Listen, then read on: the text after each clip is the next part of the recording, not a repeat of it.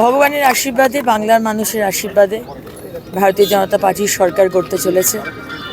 মাননীয় প্রধানমন্ত্রী নরেন্দ্র মোদীজির নেতৃত্বে যে সরকাররা বিগত দিনে এসেছিল, ইনক্লুডিং টিএমসি, মমতা ব্যানার্জি, যারা 50 বছর আজকে মানুষের জন্য কিচ্ছু করেনি এবং বাংলাকে 100 বছর পিছিয়ে দিয়েছে, আমরা যে সরকার গড়তে চলেছি সেই সরকার প্রত্যেকটা ধর্মের মানুষ, বর্ণের মানুষ, ভাষার মানুষ, সব কিছুর ঊর্ধ্বে উঠে একটাই আমাদের মন্ত্র, সেটা হচ্ছে উন্নয়ন।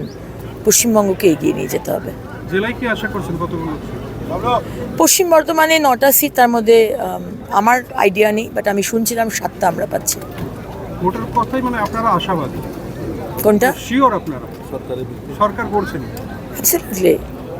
এটা এক্সিট পোলের বেসিসে বলছি না, এটা আমার নেতৃত্ব কি বলছে তার বেসিসে বলছি না, এটা মানুষের বেসিসে বলছি। মানুষ যেভাবে ভোট দিয়েছে, 92%, 94% ভোট এসআইআরের জন্য হয় না, মানুষ পরিবর্তন চেয়েছে, তাই জন্য মানুষ বেরিয়ে এসেছে।